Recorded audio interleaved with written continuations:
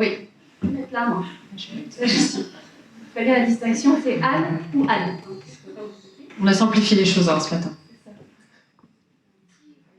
Petit Larsen.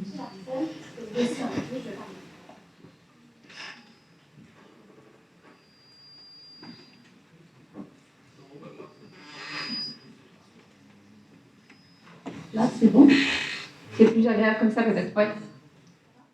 Oui.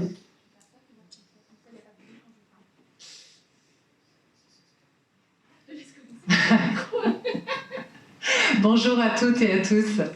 Eh bien, Anne, je vais commencer par te demander de te présenter. Peut-être. C'était facile la parole. Je vais profiter.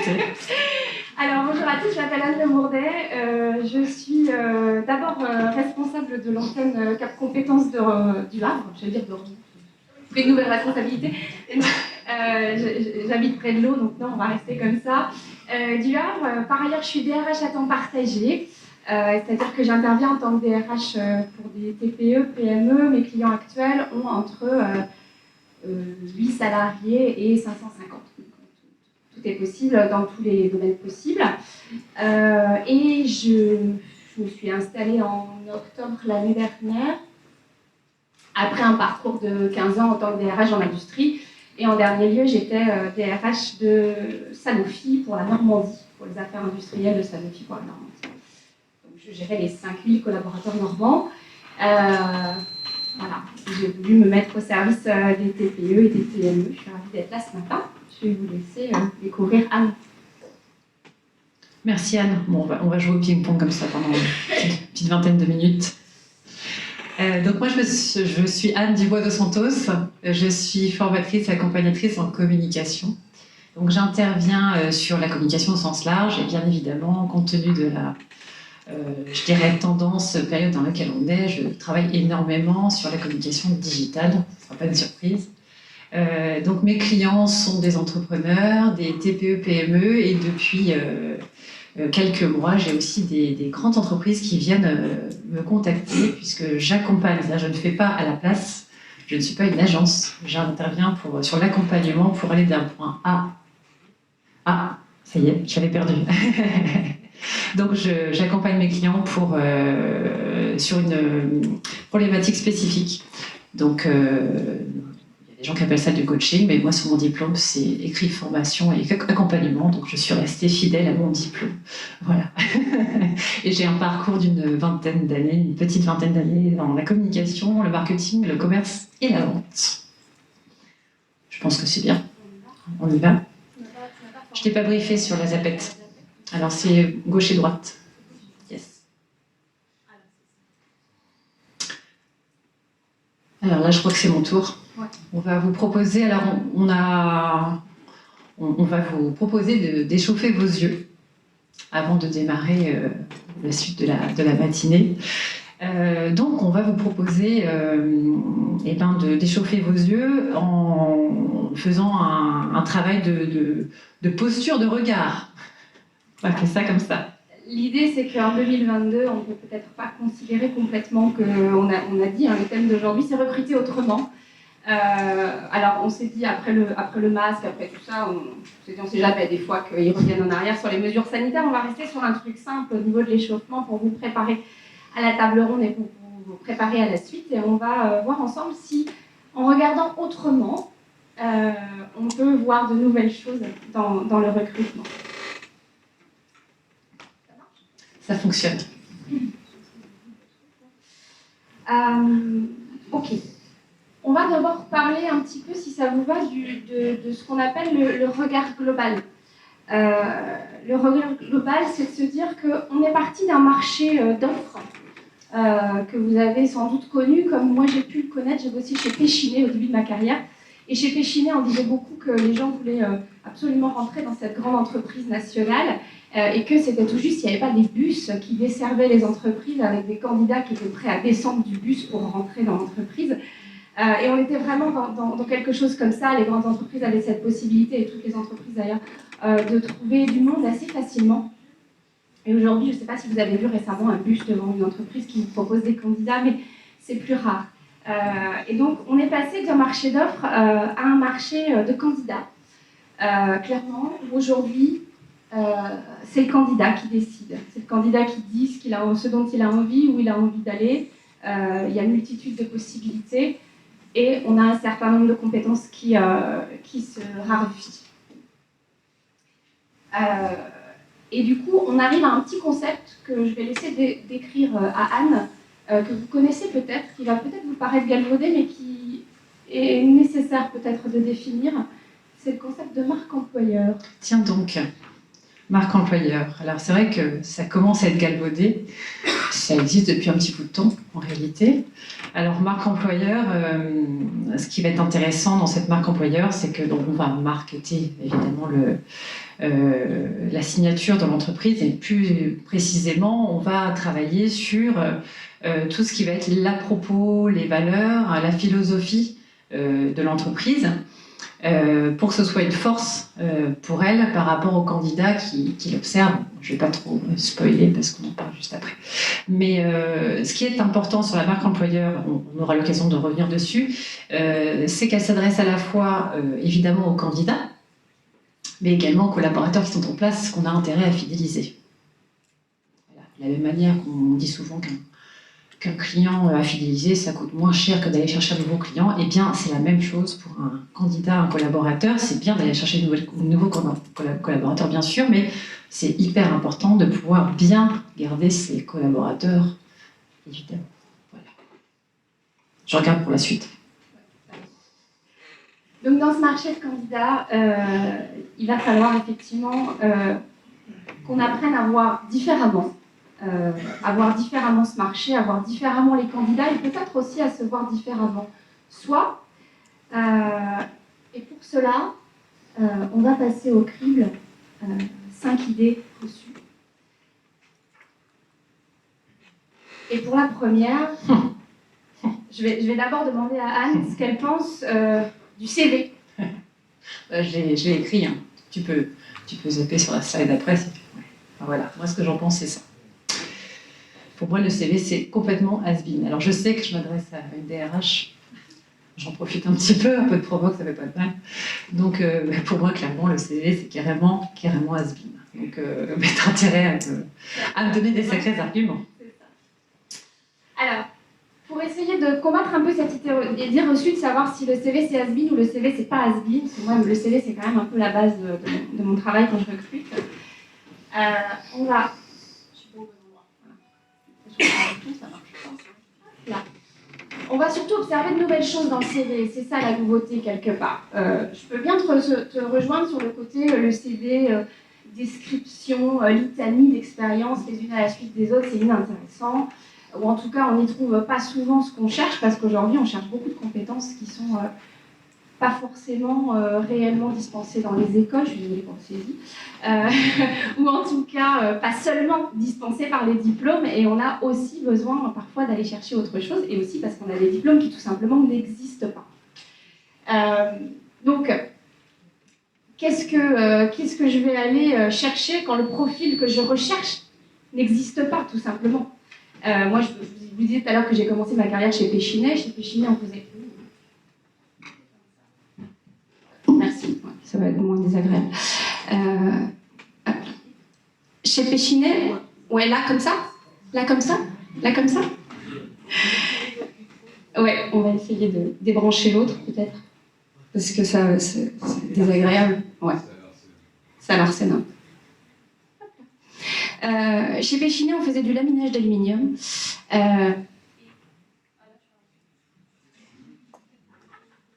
Je peux faire comme ça, si vous m'entendez bien. C'est bon ? Ok, super. Donc je disais, on faisait du laminage d'aluminium, et pour faire du laminage d'aluminium, il faut des lamineurs. Et ça fait des années qu'il n'y a plus de formation de lamineurs en France, donc on avait pris le parti de créer des formations internes. On peut partir sur le même principe pour n'importe quel autre poste. Et donc si on revient à notre CV, qu'est-ce qu'on va faire ? Ben, on va surtout se focaliser sur ce qui est le plus difficile à acquérir et prévoir un ajustement sur le reste. Je vais vous donner un exemple qu'à 10 jours, j'ai un client qui bosse dans la sécurité. Ils travaillent pour les pompiers, ils font de la distribution de matériel médical et de secours. Et ils cherchaient un poste original pour moi qui était logisticien SAV.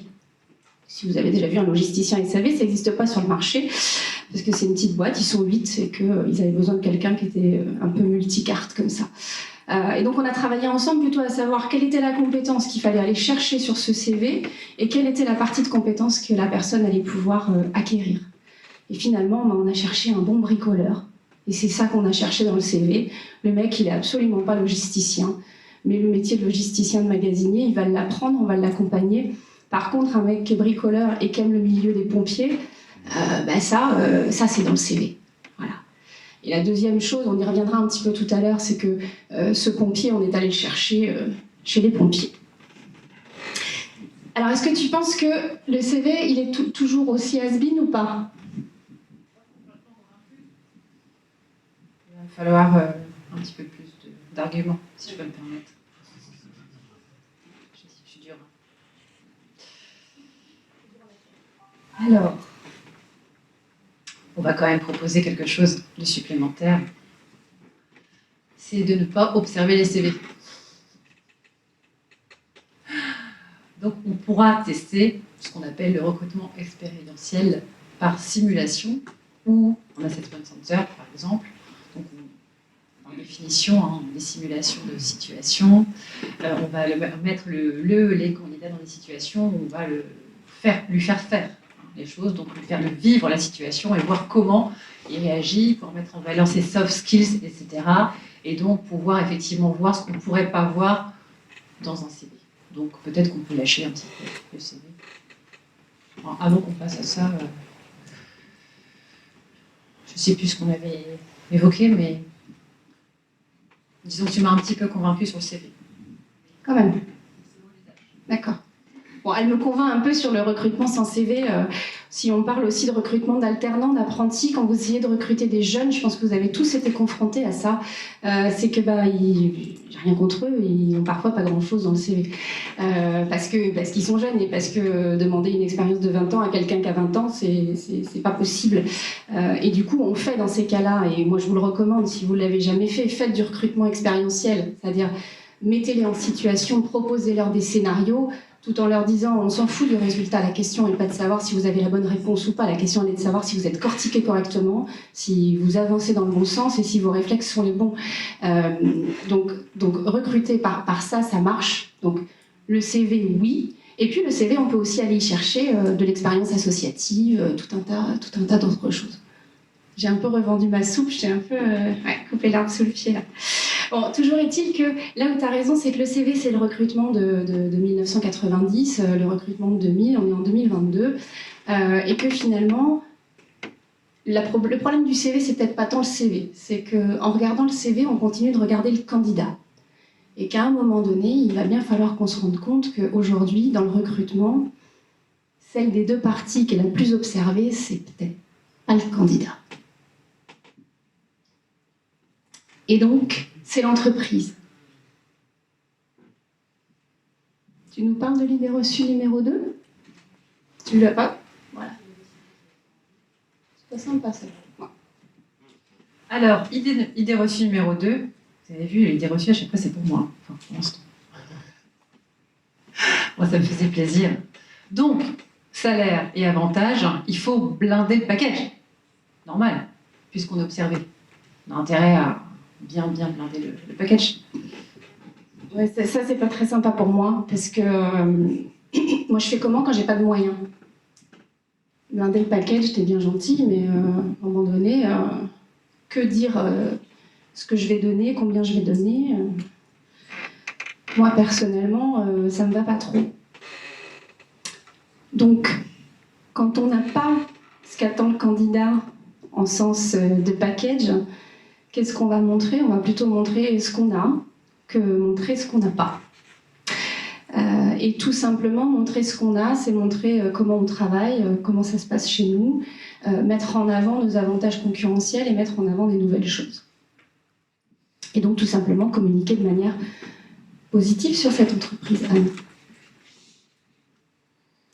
Effectivement, là, je vous encourage à travailler sur les valeurs que vous avez dans l'entreprise, la fameuse raison d'être, qui est aussi un terme galvaudé, et pourtant, on sait à quel point cette raison d'être, elle est importante à rédiger, à réfléchir ensemble. En général, on n'a pas besoin, on n'a pas à l'inventer, hein, elle est déjà là, il y a juste à la mettre en mots.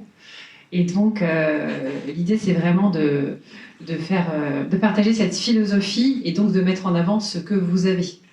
Ce que vous avez, quand les candidats vont constater que ce que vous leur avez dit, ils le vivent quand ils arrivent dans l'entreprise, même si c'est juste pour un premier contact, c'est déjà beaucoup. Il n'y a pas de décalage. Et ça, c'est certainement le meilleur point qu'on puisse avoir. Ah, celui-là, tu l'aimes bien, je te le laisse. Ouais. Celui-là, c'est presque mon préféré. Se montrer différemment, montrer ce qu'on donne, c'est vrai, mais c'est aussi se montrer tout court et se montrer pour de vrai. Ça veut dire quoi? Ça veut dire qu'il ne faut pas hésiter dans la communication, en recrutement, à montrer ce qui se passe vraiment dans l'entreprise. Ça veut dire quoi? Ça veut dire qu'on peut faire du témoignage collaborateur, on peut faire de la porte ouverte, on peut faire, qu'est-ce qu'on a mis, des visites d'entreprise. Tout ça, ça fonctionne. Et tout ça, notamment pour les publics jeunes, c'est très parlant. C'est-à-dire qu'on est sur des publics qui parfois ne connaissent pas le monde de l'entreprise, qui ont besoin de voir pour comprendre, pour s'en imprégner et surtout être sûr qu'on va faire ce qu'on appelle walk the talk dans les grandes entreprises dans lesquelles j'ai travaillé. C'est est-ce qu'on va bien faire ce qu'on nous a dit qu'on allait faire? Et donc le fait de le montrer réellement avec du témoignage, de l'expérientiel, comment faire témoigner un collaborateur qui a gravi les échelons en interne, ce genre de choses, ça va aussi permettre de donner la meilleure image qu'on puisse avoir de l'entreprise.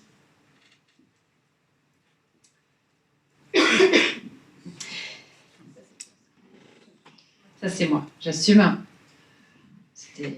Ça tombait, je dirais, à point. C'était une phrase d'Anne, hein, ne pas se voiler la face. Donc, je me suis permise de rajouter un petit sous-titre. On peut se permettre, il faut bien rire un petit peu. La relation de travail n'est pas qu'un échange mercantile. Donc, on parle de marque employeur, de marketing, etc., bien sûr. Mais on est avant tout sur proposer plus, c'est ce qu'on s'est écrit nous. Ça veut dire, c'est pas proposer nécessairement ce qui est recherché et on n'y peut rien. C'est-à-dire qu'il faut qu'il y ait un calage entre ce que le candidat recherche et ce que vous proposez. Si c'est pas en phase, c'est pas de votre faute, entre guillemets. Hein, c'est par rapport aussi à cette observation qu'il faut avoir en tête. Mais voilà, le candidat recherche ça, vous proposez ça. Voilà, après ça matche pas. Mais en tout cas, il ne faut pas se voler la face par rapport à ça. C'est à moi ou c'est à toi? Haha. Vas-y, je te la laisse celle-là. Et l'idée reçue numéro 3, du coup, Anne a été très désagréable avec moi. Elle m'a dit, mais finalement, c'est pas le patron qui décide. Alors moi, j'ai toujours fait des RH parce que je pensais que j'avais décidé, quoi. Et elle me dit que non. Donc, écoute, très bien. Et alors, pourquoi tu penses, Anne, que finalement, c'est plus le patron qui décide? Alors... sans surprise, compte tenu des circonstances sur lesquelles on ne va pas revenir, on revient forcément un petit peu quand même, mais pas tellement, on est quand même sur des attentes nouvelles, avec une population nouvelle, qui a évidemment des nouvelles envies, qui recherche les nouvelles envies, donc à qui on a besoin de répondre. Donc aujourd'hui, on a des candidats qui ne vont même pas considérer les offres qui ne contiennent pas de télétravail. Je vais surprendre personne, mais c'est important quand même de le dire. Donc quand on n'envisage pas ces offres d'emploi-là, bon, c'est important d'en être conscient. Anne, par rapport à ça, du coup, toi, tu avais quelque chose à ajouter? Tu nous as mis une jolie petite image, je veux bien que tu me l'affiches après, là. Un joli cairn. Alors un cairn, c'est super bien, ça représente l'équilibre entre la vie professionnelle et la vie familiale, sauf que c'est pas hyper souple, faut pas se mentir.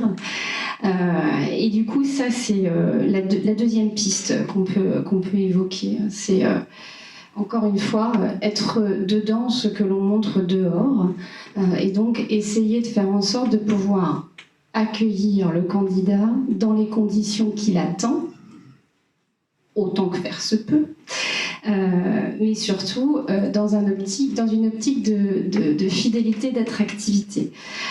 Aujourd'hui, on est sur un marché du travail qui est extrêmement liquide. Enfin, moi, j'appelle ça comme ça. C'est-à-dire qu'on a des fuites de candidats de manière très régulière et qu'à un moment donné, vouloir garder un candidat, c'est aussi, après avoir montré, comme on disait tout à l'heure, ce qui se passe dedans, il faut que le candidat s'y retrouve et que le jour où il ne s'y retrouve pas, il va se permettre de partir. De la même façon, c'est aussi très facile aujourd'hui de mal recruter.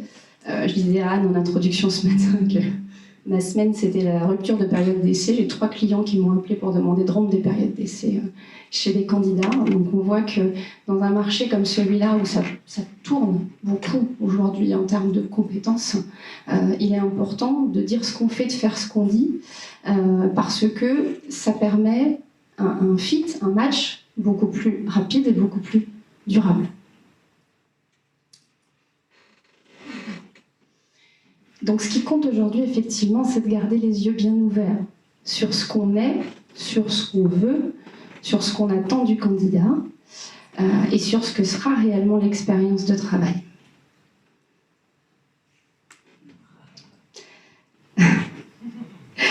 Et l'idée suivante, bon, ça c'est de moi, je ne peux pas faire autrement, c'est dans les vieux pots qu'on fait les meilleurs sous, parce que je suis quand même RH, j'ai été formée il y a pratiquement 20 ans maintenant, et donc pour moi, le CV, l'annonce, le job board, tout ça c'est très classique.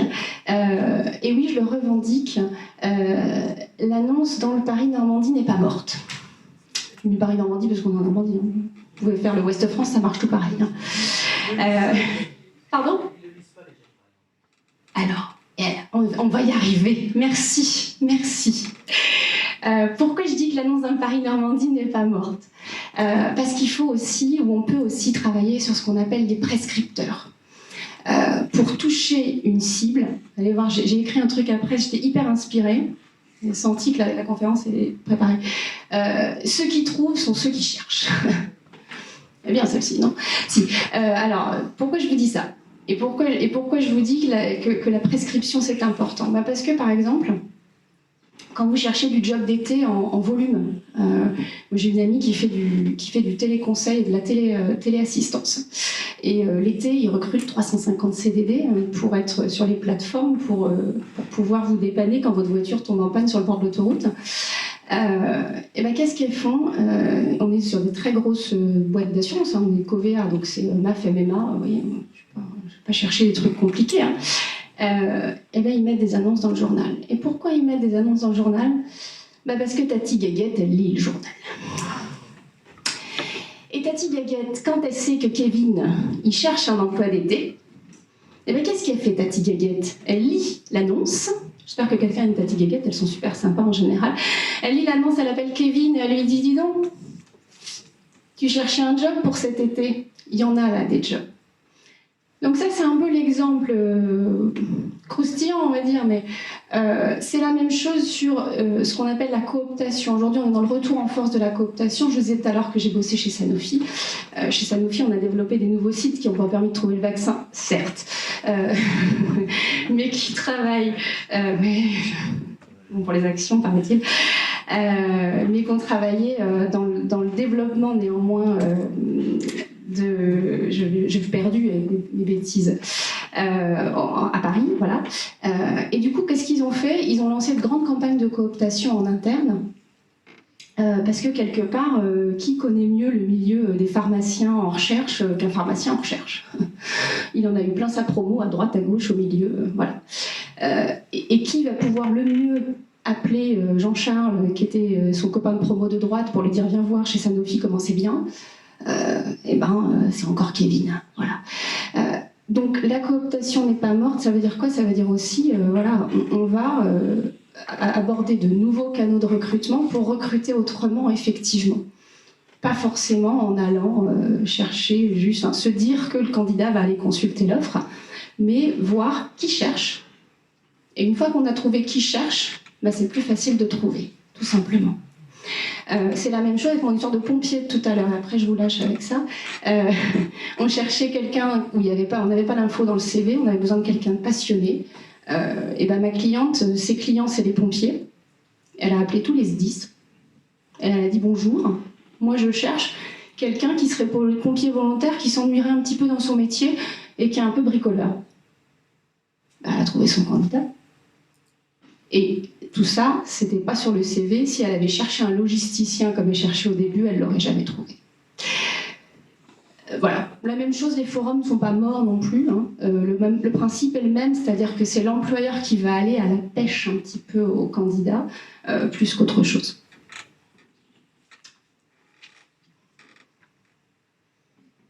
Et puis l'autre point, c'est pas une DRH qui va vous dire le contraire, c'est que parfois le meilleur candidat, il est chez vous. Merci Anne.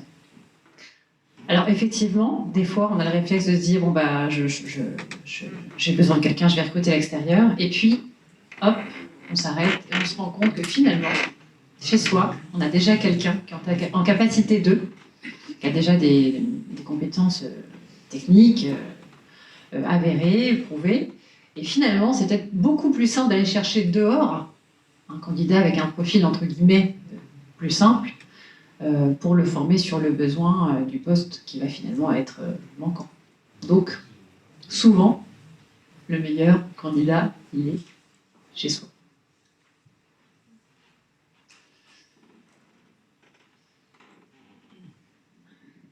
Bon, dans tout ça, on a toujours continué à regarder finalement, on vous a parlé de CV, de job board à l'intérieur de l'entreprise. Il y a quand même des éléments qu'on n'a pas évoqués, notamment parce que c'est pas toujours, en tout cas dans les boîtes conduits RH, c'est pas toujours les RH qui s'en occupent, ça va plutôt être les acheteurs potentiellement, ou en tout cas c'est un côté très simple de dire on a un besoin, ça va faire une ressource, face à un besoin, on va mettre en place une ressource, et donc l'idée reçue numéro 5, effectivement, c'était faisons comme d'habitude. Hein. On publiait des offres dans Paris-Normandie, on va continuer. Et il y a peut-être d'autres voies dont tu souhaitais nous parler. Merci Anne. Donc effectivement, tu l'as dit juste avant, un besoin égale une ressource égale un recrutement. Cheminement assez classique. Alors la ressource, elle peut être ponctuelle, elle peut être à temps partiel, elle peut être à temps partagé, etc., etc. Donc ça, c'est la première piste à laquelle on pourrait penser. Et puis, on a la deuxième piste. Ça pourrait être aussi un ou une freelance, c'est-à-dire quelqu'un qui n'est pas forcément sur un contrat de travail classique. On pourrait avoir ce type de piste aussi, on n'y pense pas forcément. Et pourtant, ça peut être une belle opportunité.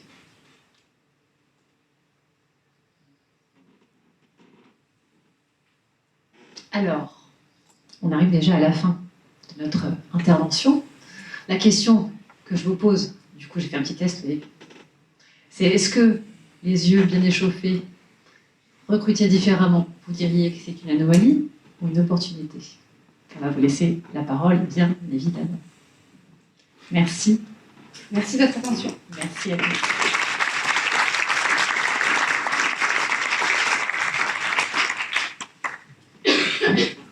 Est-ce que vous avez des questions, des remarques à faire? On est là aussi pour ça. J'ai entendu des fois des gens réagir. Est-ce que vous avez des choses qui vous sont venues? Oui. Bonjour, Sylvie Muralani, directrice générale du DG. Voilà, en fait, je me disais que par rapport à souvent un service informatique, il y a effectivement, quand on parle de freelance, il y a plein de gens qui sont en micro-entreprise, en intérim, pardon, on m'entend pas, en CDD, et effectivement, le statut n'a pas d'importance, c'est la personne, et comme la personne est en freelance, elle est en accord avec ses valeurs. Elle est en accord avec ses valeurs, elle dit « Ah non, mais moi, je veux pas travailler dans cette entreprise-là. Parce que moi, j'ai des gens en portage qui, on leur propose des CDI, ils disent « Ah non, non, non, non, attends. Moi, je veux bien travailler avec, mais pas dans. » Et c'est important parce que les équipes projets sont multi-statuts. Et en fait, ce que cherchent mes consultants, en tout cas, c'est les valeurs dans l'entreprise et comment je vais dire, le sens, en fait, le sens de la mission, quelque part. Voilà.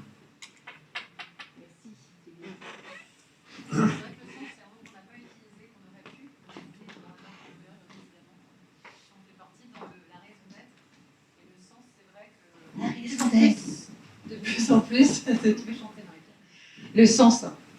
Alors, je pense que Anne, tu vas pouvoir compléter aussi par rapport à ça. Bon, moi, j'ai évidemment, vous avez compris le message que je voulais vous faire passer par rapport à ça, avec mon regard de communicante, mais qui est important, effectivement, de lier avec le regard RH. Et là, je vais laisser Anne continuer. Je pense que tu as des choses à dire sur le sujet aussi. Non, je suis complètement d'accord avec madame sur l'aspect de se dire effectivement les freelances, pour une partie en tout cas les personnes qui s'installent à leur compte, il y a un sujet sur le côté avec qui je vais travailler, j'ai le choix de mes clients puisque dans la limite du caractère économique de la chose, mais pour autant, effectivement, il y a une forme de choix, de potentialité de choix.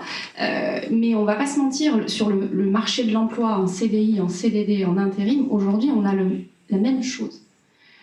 On a la même chose, on évoquait lors de la préparation, on a la même chose sur alors, un pan un tout petit peu différent, vous allez voir que le principe est le même. Je vous disais tout à l'heure, je vais l'avoir dit 10 fois, vous aurez compris que j'ai bossé chez Sanofi. Bon. Vous connaissez sans doute un métier qui aujourd'hui est très très pénurique. Partout en France, j'ai encore pas trouvé une zone où il y en a. C'est le maintenancier. J'appelle ça le maintenancier parce que c'est le mécanicien, c'est l'électricien, l'électronicien, en fonction de ce que vous cherchez. Peu importe. Le maintenancier, c'est introuvable. Y compris quand vous appelez Sanofi, que vous avez un package plutôt confortable, des conditions de travail plutôt sympas, parce que vous travaillez dans du propre, a priori, hein, si ça peut vous rassurer, c'est propre. Et pourtant, on n'arrivait pas à recruter de petits maintenanciers tout jeunes. Parce que tous les BTS maintenance de la région rouennaise, ils sont happés par Renault. Oui. Et pourquoi ? Parce que le petit maintenancier, quand il se lance dans sa formation de maintenance, lui, ce qu'il veut, c'est réparer des voitures. Et là, on revient à la notion de sens, c'est-à-dire qu'à un moment donné, le candidat, l'appétence produit, ça compte aussi. Donc l'appétence produit, la façon, la philosophie de travailler, elle est importante aussi. Et on disait tout à l'heure, valoriser ce que vous avez plutôt que ce que vous n'avez pas. Nous, on a fait tout un travail à l'époque chez Sanofi pour aller draguer, il n'y a plus d'autres termes, dans les écoles, pour leur dire, ouais, vous avez envie de bosser chez Alpine, parce qu'effectivement c'est sympa, vous allez voir, faire des médicaments et sauver des vies, c'est pas mal non plus. Voilà, donc remettre effectivement du sens au cœur de ça, pour dire, voilà, jusqu'où je fais mon métier et qu'est-ce que je vais y trouver au-delà d'une activité économique pure. Je me tais, il faut me couper quand... Est-ce qu'il y a d'autres questions ? Ou d'autres remarques d'ailleurs, parce que c'était une super bonne remarque, merci. Ouais. C'est intéressant aussi de parler justement du fait que le potentiel il est chez nous. Et donc, est-ce qu'il y a encore peu d'entreprises qui jouent peut-être le jeu de la promotion en interne ? Oui. Effectivement, peut-être que le candidat, ce qu'il veut aussi, c'est justement une possibilité d'évolution et qu'il ne soit pas cantonné au même poste toute sa vie. Je pense que c'est ça aussi qu'il attend d'une entreprise, le candidat, c'est cette possibilité d'évolution. Et malheureusement, je pense que toutes les entreprises ne jouent pas le jeu de la promotion interne. Et ce qui fait qu'on est obligé de quitter une entreprise pour évoluer. Ouais. Ça, c'est du vécu. Oui, alors ça, ouais. Malheureusement, c'est du vécu. Alors après, ce qu'on peut dire là-dessus qui est tout à fait juste, c'est tout à l'heure, on disait de vendre ce qu'on fait en interne. C'est important parce que montrer des parcours qui ont été divers dans les entreprises, c'est aussi ça, l'efficacité du principe. Et derrière, il faut que ça se vive, parce que comme vous dites, sinon les gens s'en vont. On dit, oui, il y a un gars qui a évolué il y a 47 ans, on nous en parle toutes les semaines, mais il n'y a plus personne. Ça, c'est le premier sujet. Et puis le deuxième sujet sur lequel ça peut nous inviter à réfléchir, c'est quand j'ai quelqu'un qui s'en va, quand j'ai quelqu'un qui démissionne, est-ce que je repense mon organisation justement pour permettre de dire, Kéline, je vais garder le même, comme ça on ne va pas perdu, qui était dans le bureau d'à côté, qui avait envie d'évoluer, on est trop loin en termes de compétences, est-ce qu'on ne peut pas reconfigurer les postes pour ajuster les choses et pour se poser la question de savoir peut-être que la compétence qu'on a du mal à trouver à l'extérieur, en reconfigurant les postes, en prenant quelqu'un qui connaît déjà très bien l'entreprise, eh bien, on va réussir à le faire évoluer et à continuer de construire différemment. Voilà. C'est la piste que tu peux offrir. Tu en rajoutes une petite couche sur la marque employeur parce qu'effectivement, l'avis de la communication, c'est qu'effectivement, moi, souvent, quand on vient juger sur un accompagnement en communication sur la marque employeur, on pense, une fois qu'on est en lycée déjà, sur les candidats. Et effectivement, je dis toujours aux entreprises, pensez aussi à vos collaborateurs, surtout en plus on me dit, bien, quand même, qui commence à être important, là où on n'en avait pas avant. Je leur dis, pensez bien à ça, et puis on vient en me disant, est-ce que vous avez des influenceurs à nous présenter? Alors là, je dis stop, hein, pour le coup, en termes de sens et de valeur, on y est. Je leur dis, non, moi je ne travaille pas comme ça, il y a des gens qui font ça très bien, l'agence, c'est pas mon job. Pour moi, le meilleur influenceur, le meilleur ambassadeur, c'est votre collaborateur.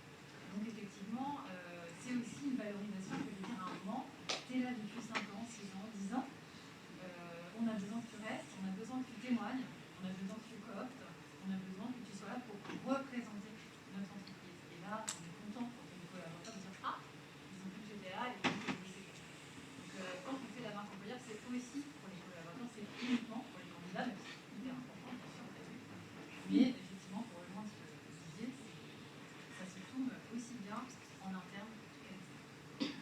Alors moi j'aurais voulu avoir votre retour sur les nouveaux outils, c'est-à-dire en termes de recrutement, les CV vidéo, le fait de procéder à un entretien en visio, donc quelles sont plutôt un peu les bonnes pratiques? J'ai 2 heures, c'est gentil. Alors Anne, elle va parler peut-être mieux encore de recrutement que moi. En tout cas, moi, l'expérience que j'en ai, c'est de dire, j'ai beaucoup travaillé avec les CV vidéo, effectivement, parce que ça a permis de faire du tri sur des gros volumes de recrutement. J'ai recruté des VIE pendant tout un temps, des jeunes qui allaient à l'étranger. Ça permet de traiter très vite un certain nombre de compétences que peuvent être l'anglais, que peuvent être l'aisance à l'oral, etc.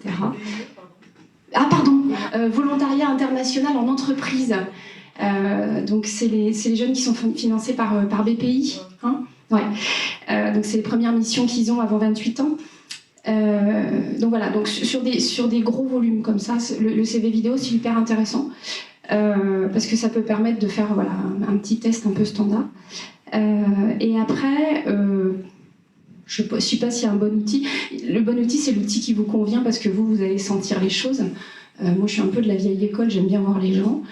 Mais elle va vous parler mieux que moi des outils modernes de recrutement. Mieux, je sais pas. Encore du point de vue de la communicante, effectivement. Après, c'est vrai que ce qui est important, c'est que le candidat utilise le support sur lequel il est à l'aise, parce que s'il n'est pas à l'aise, ça va se voir. Donc typiquement, c'est une vidéo de quelqu'un qui est extrêmement timide, qui va se forcer à faire la vidéo, ça va être une catastrophe. Alors moi, j'ai tendance à être un petit peu... aller entre guillemets dans un conseil facile, c'est-à-dire conseiller un CV vidéo pour quelqu'un qui est dans un métier qui fait appel à la vidéo, hein, donc un créatif, etc. On va lui demander il ne peut pas faire autrement que de faire un CV graphique, vidéo, motion design, etc. etc. Après, on ne voit pas forcément l'intérêt pour prendre un extrême, un CV vidéo pour un poste de comptable, par exemple. Bon, quel est l'intérêt? Et surtout, j'ai envie de dire, ce qui est important, c'est que le candidat se sente à l'aise.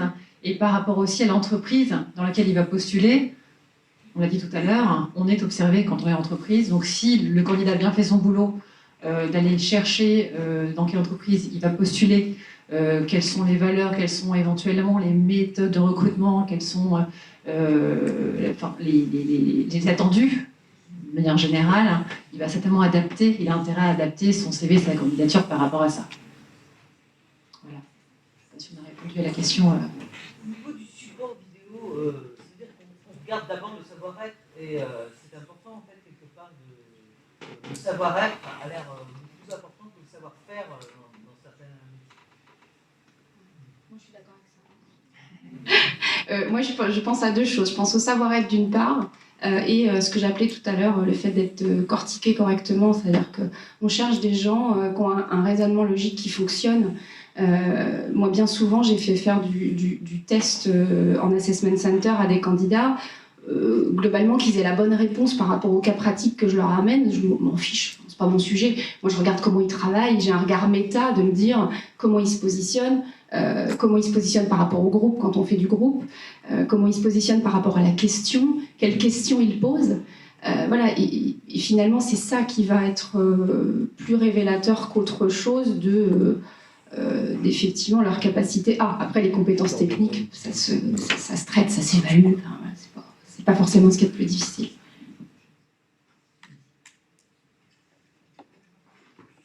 Je savais que j'aurais dû... Justement, par rapport à cet assessment center que vous félicitez, comment vous évitez les biais du syndrome de la blouse blanche? C'est-à-dire que se sachant examiner, évidemment, ils vont avoir la tension qui va augmenter, ils vont réagir en conditions de stress et non pas en conditions normales. C'est justement, c'est une bonne question parce qu'effectivement, c'est les questions que j'avais avec mes clientes cette semaine qui ont rompu les périodes d'essai. Je leur ai dit, c'est bizarre, moi j'ai vu des candidats qui tiennent 24 mois, le petit doigt sur la couture du pantalon, puis le jour où ils sont en CDI, c'est le bazar. Bon. Et donc la période d'essai, elle a aussi un syndrome de la blouse blanche, hein, très clairement. Hein. Ils se disent, tenir à carreau jusqu'à ce qu'elle me fasse mon CDI, puis après... ça ira mieux. Donc, effectivement, ce qu'on fait dans ce cas-là, c'est justement qu'en Assessment Center, on n'évalue pas réellement la compétence. On évalue le mode de fonctionnement les uns avec les autres et de regarder si les réactions sont le plus naturelles possible. On va aller retester des points et après, il y a une vraie notion de croisement. D'accord ? On va tester un point, puis le tester d'une autre façon, puis le tester d'une autre façon. Et mettre en condition le candidat en termes comment on va dire ça, de détente. Je suis sophrologue, c'est pour ça que je vous dis ça, mais il y a un aspect où effectivement, le plus le candidat est dans un aquarium dans lequel il se sent bien, le plus effectivement vous aurez ce résultat-là. Donc, un résultat juste par rapport à l'appréhension de l'exercice. Donc c'est vraiment plutôt ce côté... expliquer qu'il s'agit d'un exercice et pas d'un test, expliquer qu'il s'agit d'un jeu et pas d'un test. Et après, il y a un peu de boulot RH parfois, simplement d'avoir une observation un peu méta pour être capable de se dire, bon, qu'est-ce que je vois qui fonctionne entre les gens ou qui ne fonctionne pas, et à quoi a réagi quelle personne. Voilà. C'est un peu un regard de coaching. La vraie exclusion du biais, elle n'est pas... Je vous dirais, elle n'est pas possible. Le recrutement, c'est pas une science exacte. C'est triste, hein, j'en conviens, mais c'est pas une science exacte. La problématique, c'est quand le profil ne va pas correctement. Alors oui, auquel cas, on peut faire de l'individuel complet. Hein, c'est-à-dire qu'on peut faire de la mise en situation simplement sur table ou en one-to-one. Hein, ça se fait très très bien. Mais il faut construire l'exercice qui va vous permettre de voir l'exercice de la compétence d'un point de vue théorique, la transposabilité de la compétence. Ça peut même être quelque chose qui n'a rien à voir avec ce que la personne exercera demain, en fait. C'est juste de dire comment, face à une situation comme ça, il se positionne, quelles questions il pose, qu'est-ce que j'attendrai de ça. Et pas se dire, ce que je veux voir, c'est l'output, est-ce que la réponse est la bonne. On n'est pas à l'école, quoi.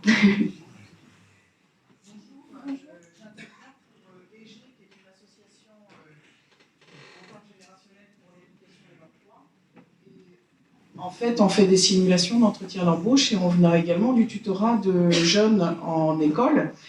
Alors j'ai une première question qui est importance du CV, parce que quand même, tous les jeunes font un CV, et de la lettre de motivation. Vous en avez parlé, vous avez dit que le candidat devait chercher les valeurs de l'entreprise et essayer de mettre en accord sa lettre de motivation avec les valeurs.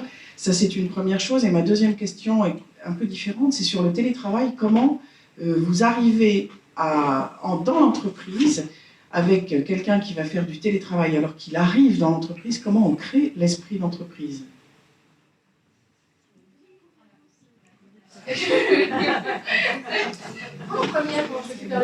Merci.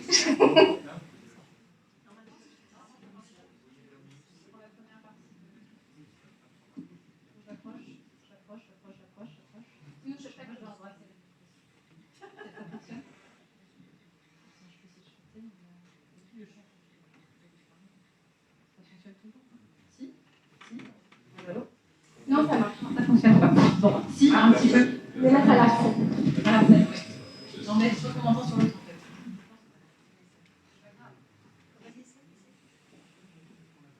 Est-ce que ça fonctionne? Oui, vous m'entendez? Un petit peu, c'est assez faible. Mais... Alors, pour votre première question, effectivement, je peux répondre à la première partie de la question et puis je pense qu'Anne répondra plus sur la partie télétravail, parce que là, pour le coup, je pense qu'elle est complètement dans ce sujet en ce moment. Effectivement, le CV, aujourd'hui, on peut difficilement s'en passer. La lettre de motivation, c'est plus discutable parce qu'aujourd'hui, vous avez aussi plein de job boards qui facilitent la tâche en vous zappant, en disant, en gros, vous mettez juste un petit blabla, etc. Et alors moi, je suis la première à dire, si vous passez par un mail, par exemple, vous n'allez pas faire une lettre de motivation plus la mini-lettre de motivation, le petit fameux pitch, moi j'appelle ça le pitch, de candidat, autant gagner du temps et puis aller à l'essentiel. Voilà. Donc effectivement, là, on va aller mettre en lien les valeurs qu'on va chercher dans l'entreprise et qu'on a, en général, si on y va, c'est pas quelque chose qui nous a attirés chez eux. Alors après, votre question, c'était savoir si on avait intérêt à maintenir cet outil-là, c'était ça votre question sur ça?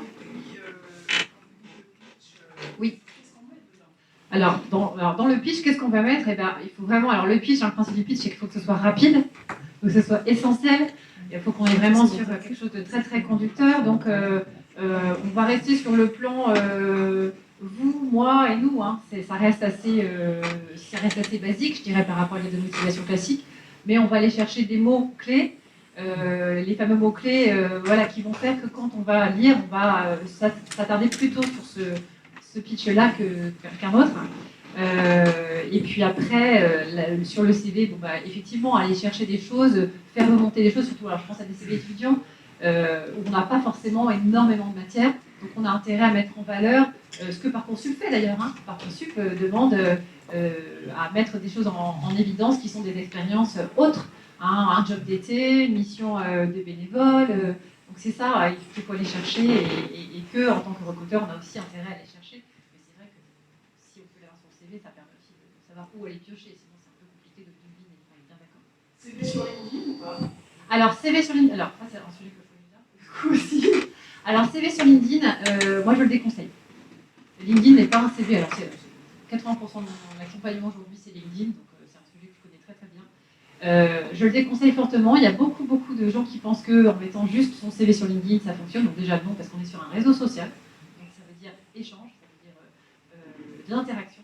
Donc je déconseille fortement de mettre son CV sur LinkedIn tel quel.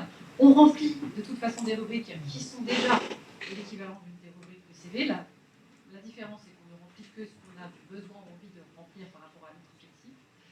Après, j'encourage évidemment les candidats jeunes et moins jeunes à être sur LinkedIn.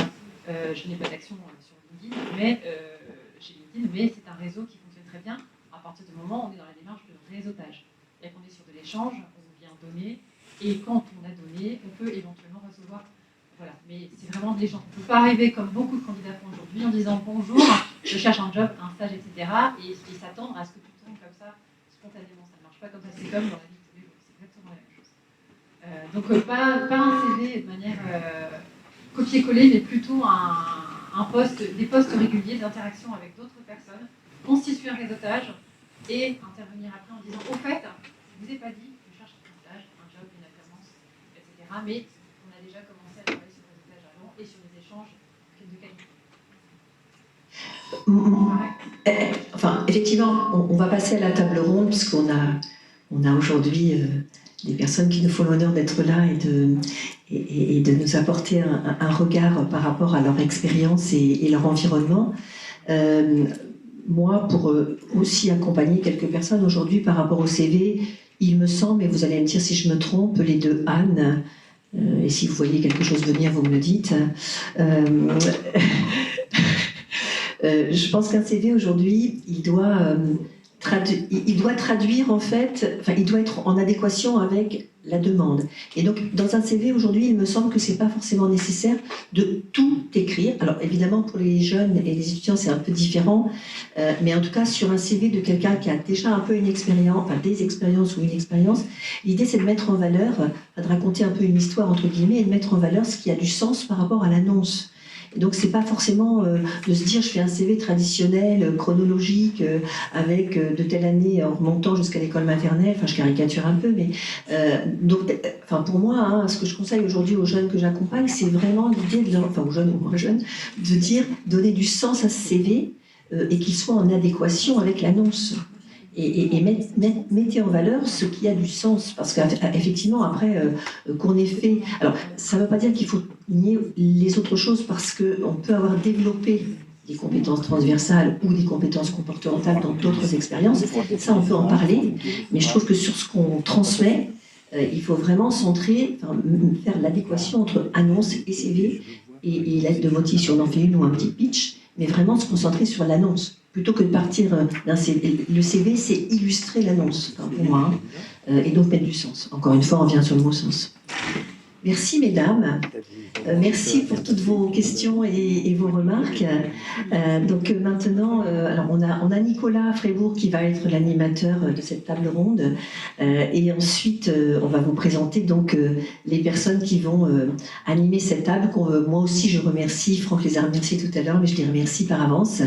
Et donc, si vous voulez vous approcher, c'est avec plaisir qu'on vous accueille autour de cette table. Nicolas, c'est à toi.